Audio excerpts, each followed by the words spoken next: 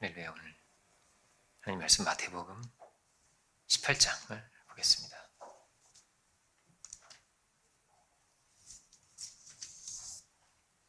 (21절부터) 보겠습니다.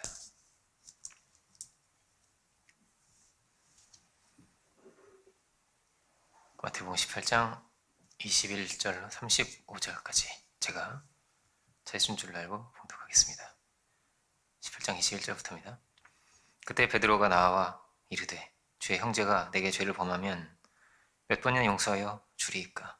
7번까지 하오리이까? 예수께서 이르시되 내게 이르노니 7번뿐 아니라 7번을 70번까지라도 할지니라. 그러므로 천국은 그 종들과 결산하려 하던 어떤 임금과 같으니 결산할 때에 만 달란트 빚진 자 하나를 데려오매 갚을 것이 없는지라. 주인이 명하여 그 몸과 아내와 자식들과 모든 소유를 다 팔아 갚게 하라 하니 그 종이 엎드려 절하며 이르되 내게 참으소서 다 갚으리이다 하거늘 그 종의 주인이 불쌍히 여겨 놓아 보내며 그 빚을 탕감하여 주었더니 그 종이 나가서 자기에게 100데나리온 빚진 동료 한 사람을 만나 붙들어 목을 잡고 이르되 빚을 갚으라 하매 그 동료가 엎드려 간구하여 이르되 나에게 참아주소서 갚으리이다 하되 허락하지 아니하고 이에 가서 그가 빚을 갚도록 오게 가두거늘 그 동료들이 그것을 보고 몹시 딱하게 여겨 주인에게 가서 그 일을 다 알리니 이에 주인이 그를 불러다가 말하되 악한 종아 내가 빌기에 내가 내 빚을 전부 탕감하여 주었거늘 내가 너를 불쌍히 여긴 것 같이 너도 내 동료를 불쌍히 여김이 마땅하지 아니하냐 하고 주인이 노하여 그 빚을 다 갚도록 그를 옥졸들에게 넘기니라. 너희가 각각 마음으로부터 형제를 용서하지 아니하면 내 하늘 아버지께서도 너희에게 이와 같이 하시리라. 말씀의 제목은 용서, 이런 제목으로 보겠습니다. 용서는 성경 전체적으로 흐르는 가장 핵심적인 가르침이라고 할 수 있습니다. 사랑은 무엇일까? 베드로 사도는 사랑은 허다한 죄를 덮는 것이다 이렇게 말합니다. 사랑은 죄를 덮는다는 거예요.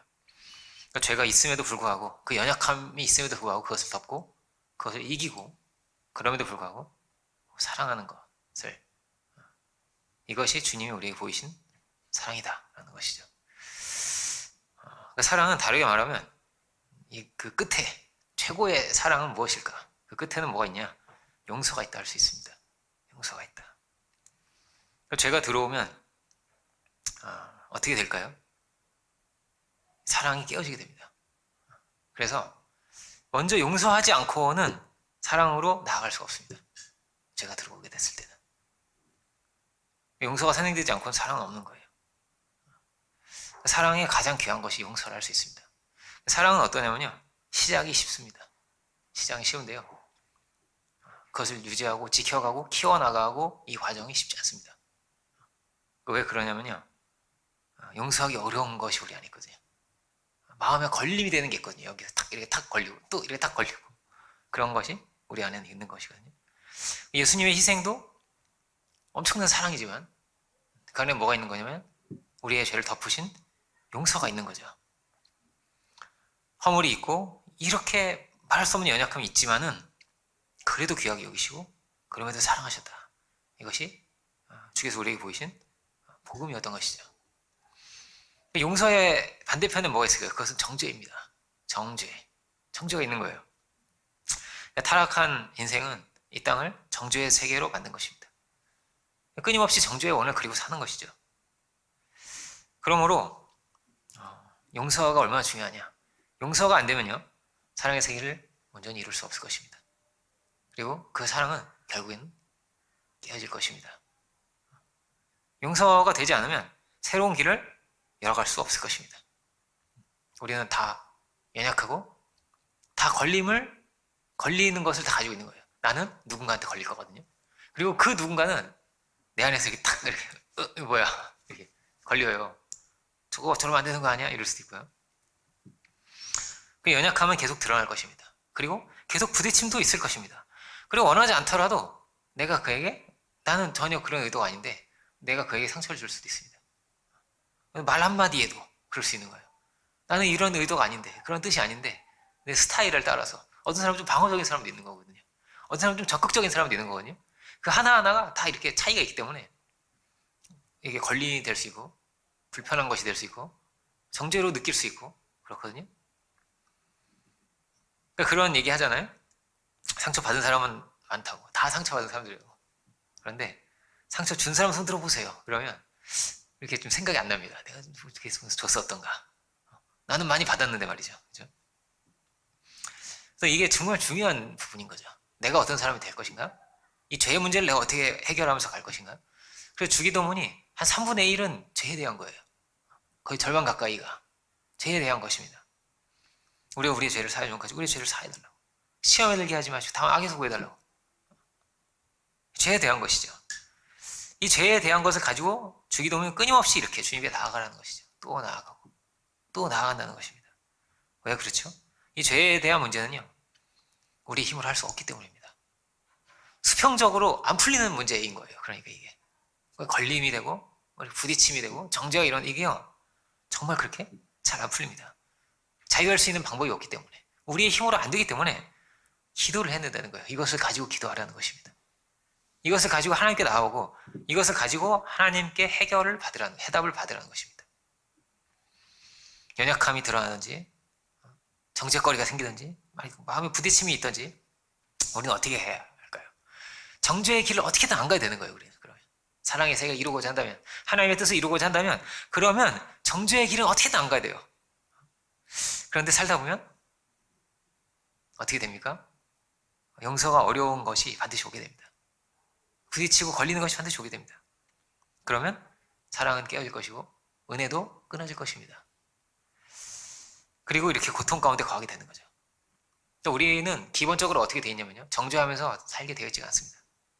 그렇게 하나님께서 지으시지를 않았습니다. 정죄를 막 즐기고 행복하고 이러지 않고요. 불편하고 이게 나를 막 무거운 짐이 되고 죽을 것 같이 고통스럽고 이게 정죄입니다.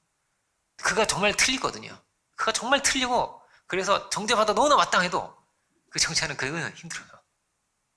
힘듭니다. 부부도 언제 멀어질까요? 어떤 관계이든지요.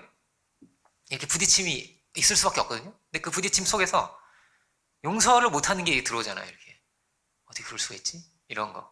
용서를 못하는 게 딱 들어오고 여기서 딱 걸리면요. 이게 이렇게 커져요. 이렇게 커져요. 그러면 이 관계는 천국이 아니라 지옥이 됩니다. 고통스러운 것이 됩니다. 그러니까 이게 얼마나 중요한 기도인지 모릅니다. 우리의 죄를 사하여 주옵소서. 우리의 죄를 사하여 주옵소서. 이 죄로부터 저를 건져 주시옵소서. 여기서부터 우리가 자유함을 얻게 하여 주옵소서. 그러니까 우리는 수평적인 세계에 쉽게 빠지거든요. 나와 그의 관계인 거란 말이에요. 그건 이렇게 잘못한 것이고 이건 이렇게 했어야 됐던 것이고 나는 이렇게 피해를 본 것이고 이렇게 수평적으로 우리가 보기에 쉽지만 성경은 그렇게 말하지 않습니다. 수직이 있다는 거예요. 하나님께 알아야 된다는 거예요. 하나님께 나와야 된다는 거예요. 그리고 하나님과 너와의 관계가 있다는 거예요. 이 땅에는 답이 없구나. 우리가 이것을 알기를 원합니다. 그리고 믿음으로 나아가고 하나님께 나아갈 수 있기를 원합니다. 용서가 안 되면 어떻게 될까요? 우리는 더럽혀지게 됩니다. 그 정죄 그 틈으로요 계속 마귀가 들어올 거거든요. 계속 뱀이 막 파고 들어올 거거든요. 그래서 끊임없이 우리를 더럽힐 겁니다. 고통스럽게 할 겁니다. 무거운 짐이 되게 할 것입니다. 그래서 자유할 수가 없을 것입니다. 내 영혼이 자유할 수 없고 정말로 기쁠 수가 없고 정말로 웃을 수도 없고 그렇게 고통스러운 거예요. 이게 이 모든 것을 또 어떻습니까? 하나님이 다 보고 계신다라는 거예요. 우리가 용서하는지 우리가 미워하는지 이해하고 사랑하고 사는지 이거를 하나님이 다 보십니다. 그러니까 뭐라고 해요? 이거는 절대 수평적인 것이 아니에요. 절대 수평적인 것이 아닙니다. 근데 우리는 하나님이 이것을 어떻게 보시는가, 하나님이 나를 어떻게 보시는가, 하나님이 그를 어떻게 보시는가를 놓치기가 쉬운 것입니다. 주의 은혜를 구하는 자는 어떠한 자가 되어야 할 것인가? 우리가 주기도문을 어떻게 외우죠? 용서를 구하는, 주의 은혜를 구하는 거예요. 나의 죄를 용서해 주소서. 근데 어떻게 구하죠? 우리가 우리의 죄를 사하여 준 것 같이 용서하는 자가 은혜를 구할 수 있다는 것입니다. 내가 용서를 하지 않고 나는 미워하고 나는 정죄하면서 나는 막 심판하면서 주여 저의 죄를 용서해 주소서. 이럴 수는 없다는 거예요.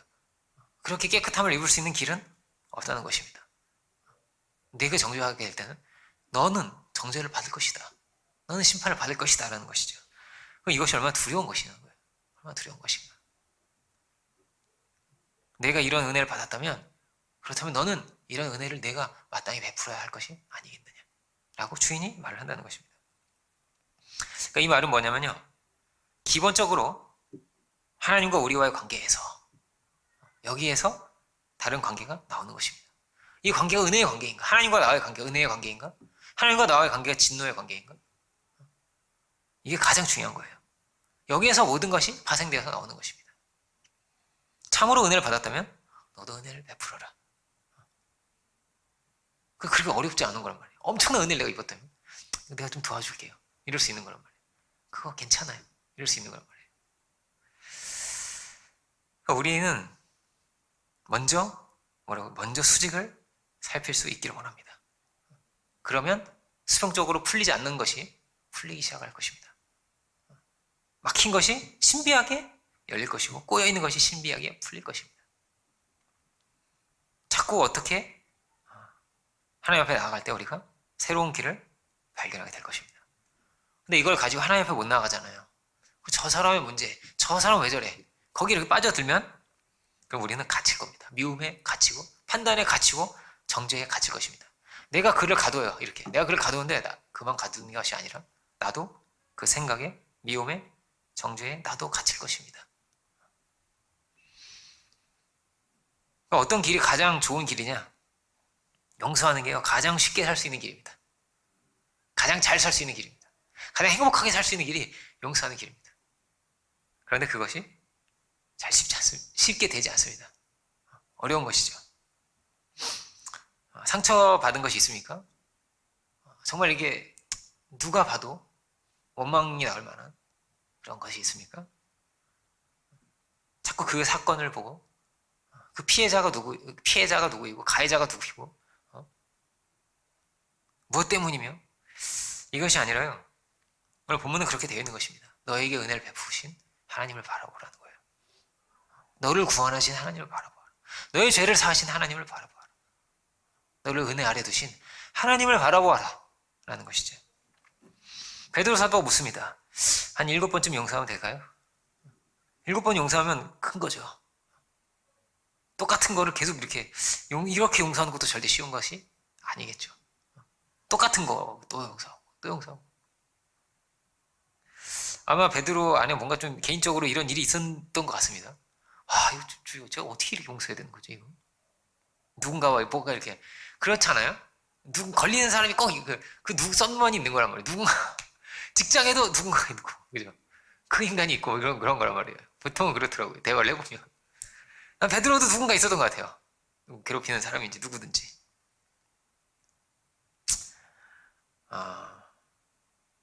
죄는 어떻게 되어 있습니까? 율법은 그렇게 되어 있는 것입니다. 죄는 벌을 받아야 된다는 거예요. 죄는 심판이 있는 것이지. 그리고 그 죄의 값을 반드시 치르는 것이지. 이것이 율법입니다. 그러니까 둘 중에 하나인 거예요. 하나는 뭐죠? 값을 치르든지, 아니면 뭐죠? 사함을 받는 거죠. 둘 중에 하나가 있는 것입니다. 값을 치르든지 사함을 받든지. 용서가 안 되면 어떻게 되는 거예요? 당연히 심판이 되는 거예요.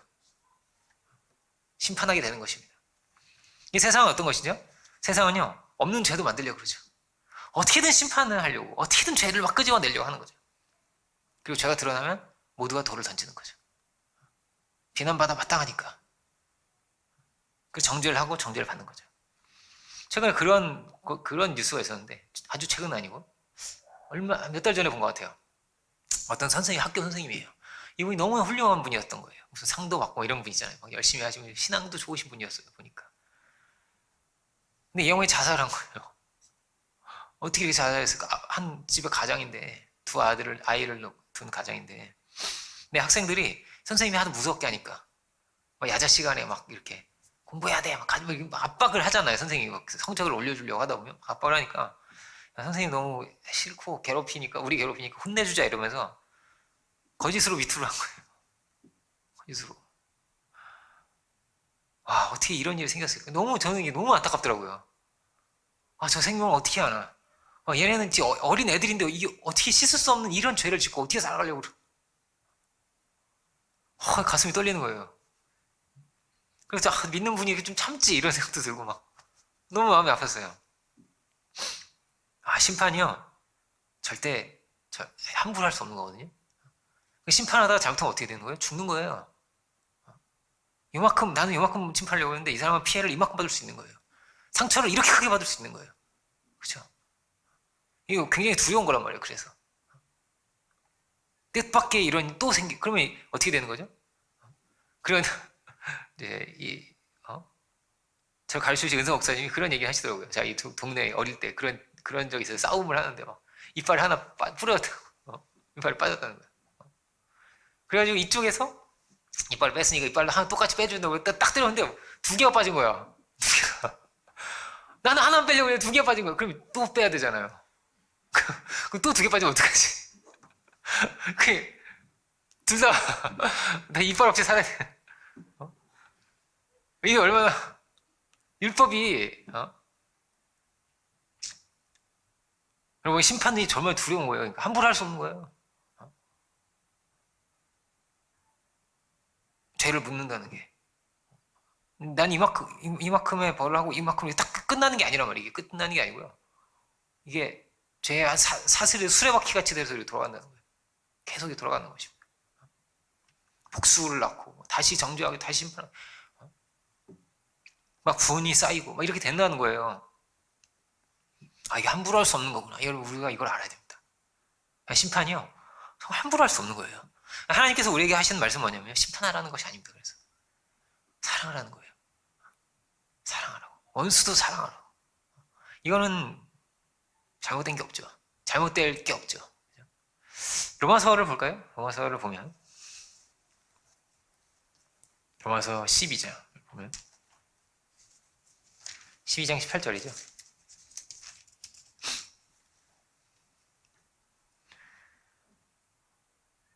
12장 18절 보면 할 수 있거든 너희로서는 모든 사람과 더불어 화목하라.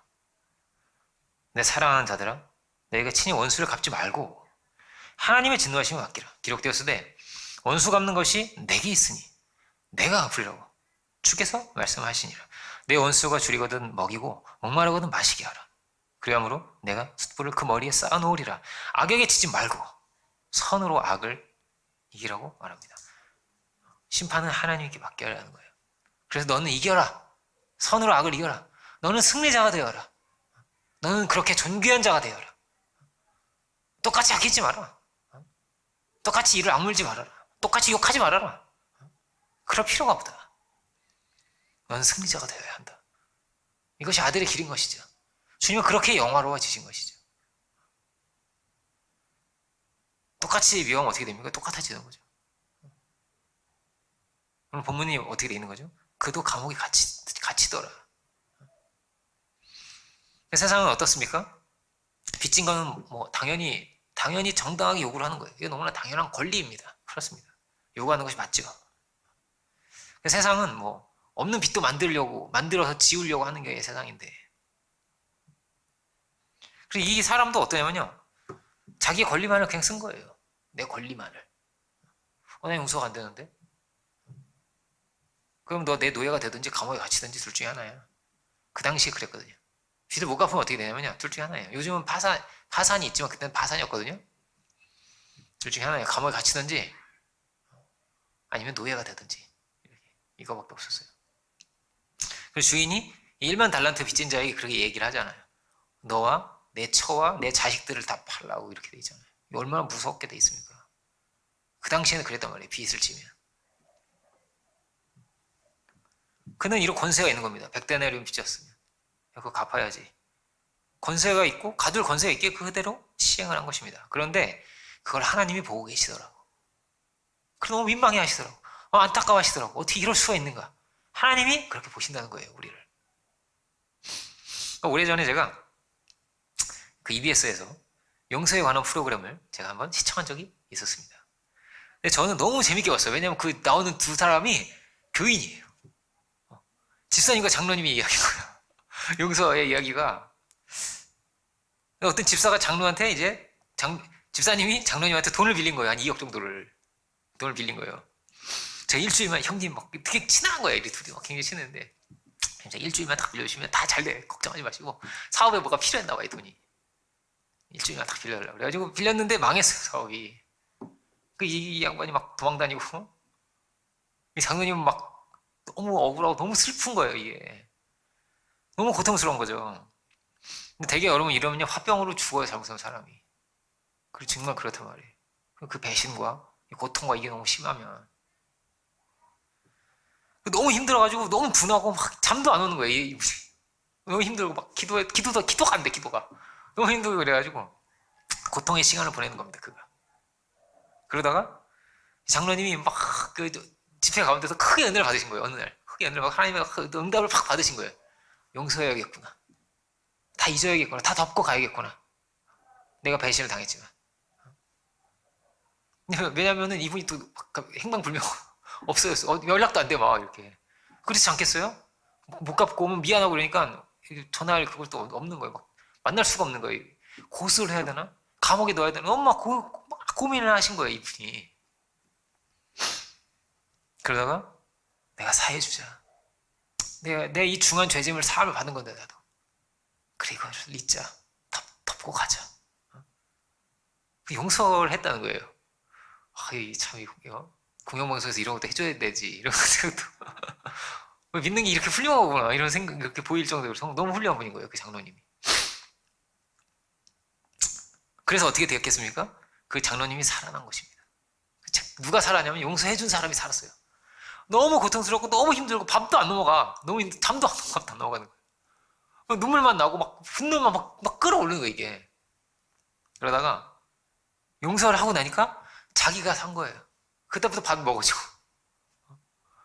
그때부터 이렇게 평안히 임하고 나중에 다시 만나게 돼요. 그래서 나중에 어떻게 정말 이게 정말 형제같이 된 거예요. 그 은혜에 너무나 고맙고 그 주님의 사랑을 더 깊이 알게 된 거예요. 이 장로님이. 그러니까 말하자면 그래 주님의 은혜가 이런 것이지. 주님 얼마나 억울하셨을까? 주님 얼마나 원통하셨을까? 이게 막 이분이 너무 은혜로우신 거예요. 장로님 막 간증이 완전히 무슨 EBS가 무슨 간증 프로그램이 돼가지고 너무 제가 재밌게 본 기억이 있는데 한번 그걸 또 보고 싶어가지고 찾아봤는데 못 찾겠어요. 요즘은 뭐 무슨 용서하는 프로그램이 많더라고요 또. 그때는 이제 그렇진 않은데 한번 이렇게 해줬는데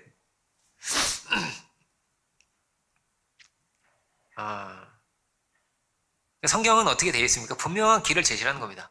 만약에 당신이 죄를 지었다면 회개하라는 거예요. 회개하여 용서를 구하라는 것입니다. 그런데 오늘 본문은 뭐라고 되어 있죠? 그가 나에게 죄를 범하면 어떻게 되는 거죠? 형제가 내게 죄를 범하면 어떻게 해야 되는 거죠? 그러면 나는 용서의 길을 가야 한다고. 단수면 안 될 수 있어요. 그 장로님이 얼마나 힘들어. 그 용서하기까지 과정이 있지 않겠어요? 요셉을 보세요. 용서하기까지 과정이 긴 과정이 있는 거예요. 힘든 과정을 지나서 용서를 한 거란 말이에요.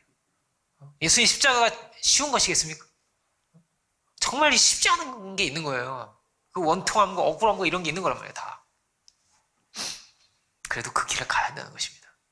그 죄를 회개하지 않으면 어떻게 되죠? 회개하지 않으면요. 그 죄가 그를 삼키게 됩니다. 용서하지 않으면 어떻게 될까요? 용서하지 않으면 하나님의 자비가 너에게서 끊어지리라는 거예요. 너는 은혜로울 수 없을 것이다 라는 거예요. 이게 두려운 말씀입니다. 그것이 너를 가둘 것이다 라는 거거든요. 멱살 잡아서 돈 갚으라고 막 이랬잖아요. 근데 그거 갇혀요. 너의 그 정죄가, 너의 그 분노가, 너의 미움이 너를 가둘 것이다 라는 것입니다. 너는 자유할 수 없을 것이다. 생각해보게 되는 것입니다. 역사가 그런 것이거든요. 아담은 용서했을까요? 하와를. 저 여자만 아니었으면 막 이럴 수도 있잖아요. 내가 내 인생 이게 뭐야? 막 하루에 몇 번씩 앉았다 일었다 이럴 수도 있어요. 그때 너만 아니었어도 내가 막 이러면서 그럴 수 있잖아요. 하와도 어떻게 나를 그렇게 정죄할 수가 있는가? 덮어줄 수 없었는가? 용서할 수 없었는가? 네가 그러고도 남자냐? 막 이럴 수도 있고. 어떻게 이게 용서가 아니고 서로 그러면요 지옥이 되는 거예요. 지옥이 되는 거란 말이에요. 이게 평생 원망하면서 살지 않았을까? 그 정죄한 그 장면을 막 생각하면서 하와도 마음이 안 열려. 막. 그때 그 장면만 생각하면 아담만 생각하면 막. 그랬으면 그것이 뭐라고요? 지옥이 되는 것입니다. 근데 성경은 늘 뭐라고요? 수평적인 관계가 있지만 그 이전에 하나님과의 관계가 있다. 하나님이 보신다. 하나님이 내게 은혜 베푸신 것을 너는 기억하여라. 그렇죠. 1만 달란트를 빚었다. 엄청난 1만 달란트는 천문학적인 돈입니다. 천문학적이다. 한 달란트가 20년치 봉급이에요. 20년치. 평생을 모으면 모을까 말까 하는 그런 돈이거든요. 1만 달란트는 어마어마한 돈이죠. 수조 원이에요. 수조 원. 그만큼의 빚을 우리가 주인에게 졌습니다. 어떻게 해요? 우리는 생명의 빚을 진 거죠. 우리를 창조하실 뿐 아니라 한 번 더 빚을 졌죠. 우리를 구원하셨잖아요. 우리를 구원하실 뿐 아니라 앞으로도 우리를 그 은혜 아래 두시고 모든 것을 우리를 먹이시고 입히시면서 우리 이끌어 가신 이 모든 것을 우리가 어떻게 갚을 수가 있겠어요? 갚을 수 없는 거죠. 우리는 그렇게 하나님께 완전히 의존되어 있는 거란 말이에요. 우리 존재라는 것은, 생명이라는 것은. 얼마든지 하나님께서 생명 호흡을 걷어가시면 걷어가실 수 있는 거죠. 왜냐하면 본래 하나님 거니까. 본래 것이 본래대로 돌아가는 것이면 우리는 할 말이 없어요. 왜 가져가시냐고 할 수 없는 거란 말이에요. 내가 줬으니까 내가 가지고 간다고 할 수 있는 거란 말이에요. 그래도 고마워야죠. 그만큼을 상게 고마운 거니까. 그런 거란 말이에요. 우리의 자리는. 그건 그거고요. 저는 심판할 것입니다. 그럴 수가 없다는 것입니다. 그것은 불가하니라. 너는 내가 창조한 이 자비의 세계, 내 은혜의 세계에 너는 살고 있느니라고 하나님 말씀하신다는 것입니다. 그러니까 어디서 시작을 해야 되는 거죠? 우리는 여기서 시작을 해야 되는 거란 말이에요. 그 은혜 아래에서. 하나님의 창조하심 안에서, 하나님의 구원하심 안에서, 용서하심 아래서 거기에서부터 우리는 시작을 해야 됩니다. 생각도, 말도, 관계도. 이것이 터전이 되는 거란 말이에요. 하나님의 희생이, 은혜가. 우리는 값없이 생명을 누리고 살아가는 것입니다. 원래는 주인이 요구를 하는 거예요. 다 팔아가지고 갚어. 노예가 되면 돼. 이러면 얼마나 무서워. 너가 내 처와 내 자식을 다 팔아서 그 이하는 다 노예가 되는 거예요. 이렇게 집안이 노예의 집안이 되는 거예요. 굉장히 타락의 은유란 말이에요. 굉장히 정확하게 오는 거잖아요. 다 죄의 노예가 된 것이고, 다 율법 아래 다 놓이게 된 것이고, 그렇게 두셔도 되는 거예요, 사실. 그런 우리를 하나님은 구원하신 거죠. 노예는 스스로 자기를 구원할 수 없단 말이에요. 누가 자기를 사줘야 돼요. 로마서가 그렇죠. 사줘야 되는 거예요, 누가. 물에 빠진 사람이 자기를 못 구원해. 못 구원하잖아요. 똑같아요. 밖에서 구원할 수 있는 거예요. 자유자가. 하나님만이 우리를 구원하실 수 있거든요. 그래서 하나님만이. 그래서 구원인 겁니다. 구원. 뭐 열반이나 이런 게 아니에요. 막 갑자기 막 물에서 자기가 막 스스로 올라올 수 없어. 구원을 받는 거란 말이에요. 우리는. 이 기독교의 신앙이라는 것은. 하나님 우리를 구원하셨다. 어떻게 구원하셨냐? 생명의 값을 치르고 구원하셨다는 거예요. 죄는 어떤 것입니까? 은혜의 관계가 아니면 이렇게 다 갚아야 되는 거예요. 다 팔아서 노예가 돼서라도 갚아야 되는 겁니다. 죄는. 율법은 그렇게 되어 있는 것입니다. 당연히 은혜를 베푸셔야죠. 그렇게 말할 수가 없습니다. 당연한 건 뭐가 당연한 거냐? 빚을 갚는 게 당연한 겁니다. 벌을 받는 게 당연한 거란 말이에요. 그 당연한 거. 1만 달란트를 누가 왜 탕감해 줘야 됩니까? 왜? 그럴 이유가 있습니까? 하나님이? 이 죄와 벌이 당연한 거죠. 그런데 그 당연한 것을 시행하지 않고 심판을 하지 않으시고 우리를 구원하셨다면, 우리에게 은혜를 베푸셨다면 이건 너무나 감사한 일이죠. 그 감사함 가운데 우리가 있는가? 그 은혜 받은 자로 우리가 살아가고 있는가? 자격 없는 우리가 구원을 받은 것인데, 우리가 십자가의 사건을 이 탕감을 하신 이 사건이요. 본문이 그렇게 탕감하여 주었는데 이렇게 되어 있지만 불쌍히 여기서 탕감하여 주었다고 되어 있지만 사실 여기는 뭐가 있는 것입니까? 십자가의 사건이 있는 것이죠. 왕의 피 흘리신 은혜가 있는 것입니다. 왕이 왜 피를 흘려야 됩니까? 노예를 위해서? 있을 수 없는 일인 것이죠. 그렇지만 그분이 비우셨구나. 그분이 나다셨다 하는 것이죠. 그래서 우리가 그렇게 산 것입니다. 구원을 받은 것입니다. 이게 기이한 거죠. 기이한 거죠. 의인을 위해서 로마서는 5장은 그렇게 되어 있습니다. 의인을 위해서는 죽을 수도 있습니다. 어떤 사람이 이순신 장군을 지키기 위해서 자기가 막 몸을 던져서 막아냈어요. 이렇게 총탄을 막아냈다. 뭐 훌륭한 죽음이 될 수 있겠죠. 멋있는 죽음이 될 수 있겠죠. 그런데 죄인을 위해서, 사형수를 위해서 내일 사형을 집행할 그를 위해서 죽을 수 있는 사람이 있겠습니까? 시간 안에 사는 존재인 우리에게 하나님의 아들이 오셔서 죽으신 이것은요, 있을 수 없는 일이죠. 사실은 우리 중 누구도 그렇게 할 수가 없는 일인 것입니다. 주인이 말합니다. 야, 그것을 다 갚아라. 자식까지 다 팔아서 갚아라. 그렇지만 주인이 불쌍해서 탕감을 해줍니다. 불쌍해요. 너무나 안타까워서. 그래, 네가 살아야지. 그래도 불쌍히 여기셨다는 거예요. 그래서 그에게 새로운 삶을 살게 해주었다. 새로운 삶을 살게 해주었다는 것입니다. 우리가 이렇게 죽을 내가 살았구나. 그 영벌 아래 놓일 내가 살았구나. 죽을 수밖에 없는 내가 살았구나. 여러분, 우리가 이것을 기억하고 살아갈 수 있기 원합니다. 그 손영원 목사님이 그 원수를 사랑하시는 아주 어떻게 보면 가장 대표적인 그 케이스가 아니겠습니까? 자기 아들을 죽인 원수를 입양을 하잖아요. 입양을 하잖아요. 있을 수 없는 일이 아니겠습니까? 감옥에 안 보내기만 해도 엄청난 거예요, 이거. 전에 제가 이제 막 교회를 막 찾아다닐 때 어떤 목사님하고 이제 얘기를 하게 됐는데, 교회를 재건축을 해가지고 막 이런 자기 새로운 교회를 지으려고 하시는 그런 것 같아서요. 근데 그분하고 얘기를 하는데 이제 우리 교회 재건축 이거를 그렇게 반대하고 우리를 괴롭히고 있던 그런 사람이 있었다고. 그 사람 내가 감옥 보내버렸다고. 이런 얘기를 하는데 조금 불편한 거예요, 저는. 불편하더라고요. 얼마나 괴롭혔겠죠. 굉장히 괴롭혔겠죠. 그런데 그래야 했을까? 손영원 목사님 아들을 죽였는데도 그걸 자녀를 삼은 거죠. 그러니까 이게 이게 하나님의 이야기인 거란 말이에요. 그러니까 아들을 죽인 자를 자녀를 삼으신 거잖아요. 우리를, 죄인을. 그 정말 있을 수 없는 일인 거란 말이에요. 근데 그 은혜를 입은 자가 손영 목사님이 자기 아들 죽인 자를 자녀를 삼은 거란 말이에요. 똑같이 그렇게 한 거란 말이에요.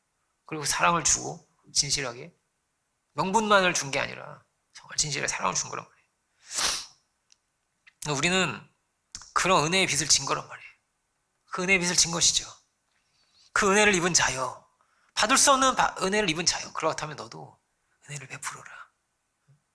너희가 할 일이 있는 이라는 것입니다. 그 백데나리온 빚진 자에게 은혜를 베풀어라.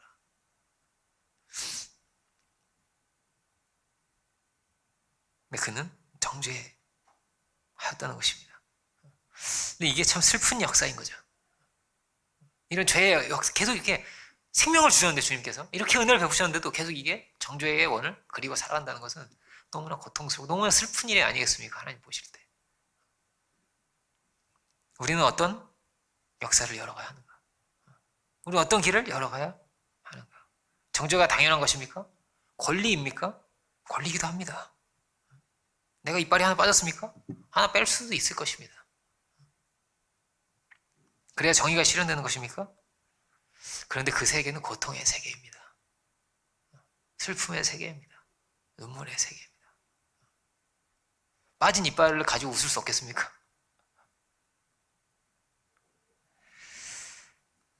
제일 좋은 거는 상함도 없고 해함도 없는 거죠. 제일 좋은 거는 그렇죠. 제일 좋은 거라. 그럼 내가 피해를 보았다면 어떻게 해야겠습니까? 제가 그런 얘기 많이 합니다. 우리 이제 교육, 제가 이제 청년들한테 그렇게 교육을 합니다. 당신이 결혼하게 되면 자존심 상할 일이 많이 있을 것입니다. 왕자처럼 자라고 공주처럼 자라고 그 집의 중심이 돼서 막 이렇게 해서 키우는 거란 말이에요. 그렇게 왔는데 이제 종이 돼야 되고 이해해야 되고 낮아져야 되는 자리에 서기 때문에 쉽지 않을 것입니다. 힘들 것입니다. 낮아지고 싶고 종이 되고 싶고 막 설거지를 보면 막 너무 기분이 좋고 이런 사람 없거든요. 저거 내가 해야 되나? 그 안에 사랑이 있어야 됩니다. 은혜가 흘러야 되는 것이죠. 그 은혜가 흘러도 내가 내 손을 움직여서 내 발을 움직여서 그걸 해나간다는 것은 쉬운 것이 아닙니다. 쉬운 것이 아닙니다. 그 은혜를 입었어도 사랑하는 마음이 있어도 쉽지가 않습니다. 한번 보라가 그런 얘기를 합니다. 나의 연약함도 이해해 줄 수 있는 사람 만났으면 좋겠어요. 이러니까 보라가 저한테 나 시집가면 근데 제가 정색을 하면서 이렇게 말을 했어요. 나를 이해해 달라고 하면 안 된다. 너는 그를 이해해라. 그런데 네가 자꾸 그에게 이런 나를 이해해줘. 이렇더라도 이해해줘. 그게 사랑이잖아. 그렇게 말할 수는 없는 것이다. 저는 걔는 그냥 쉽게 얘기했는데 제가 너무 정색을 해가지고 정색해가지고 막 이렇게 얘기를 하고 눈이 동그리는 거.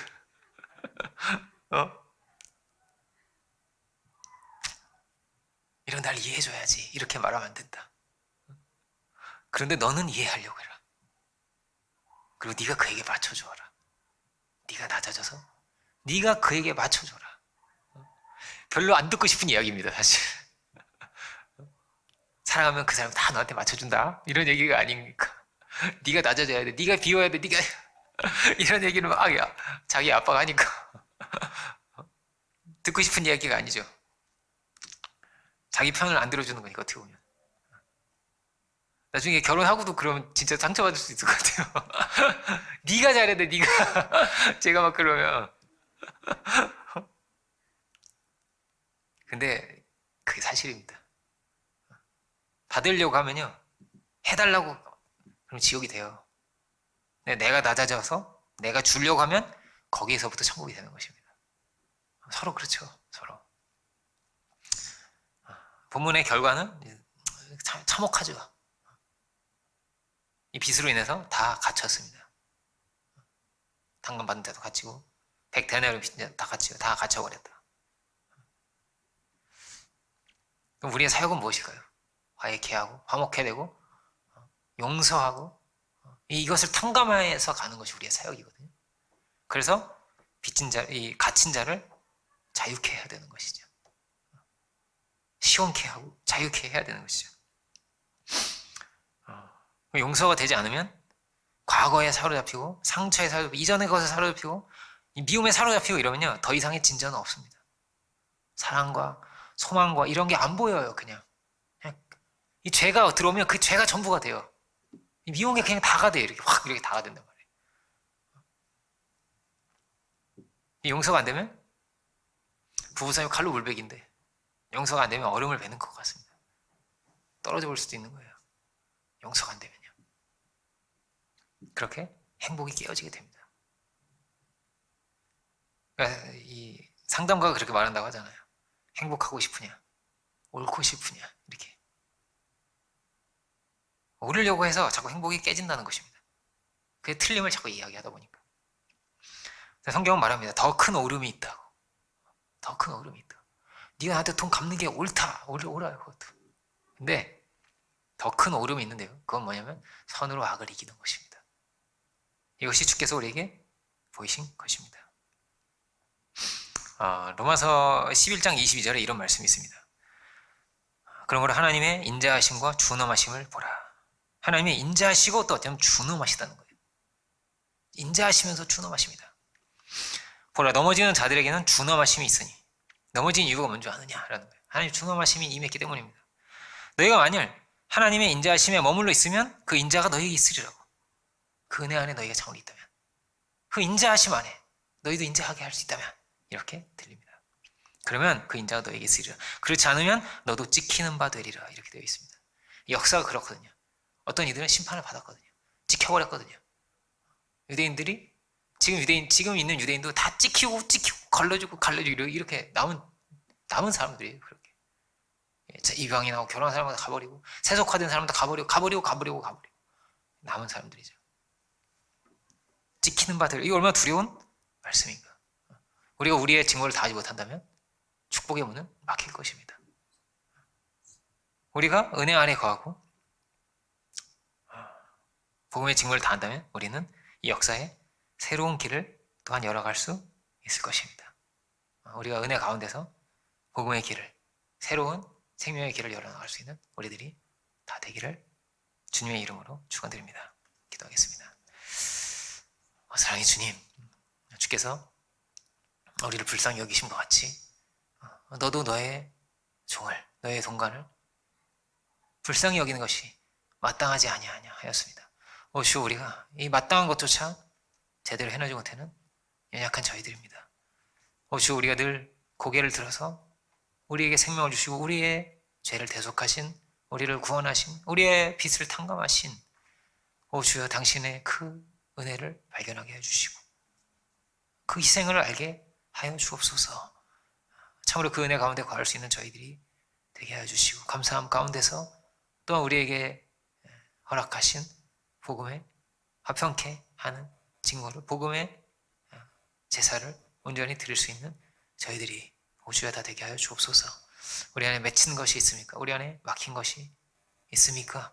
용서하지 못하는 것이 있습니까? 걸림이 되는 것이 있습니까?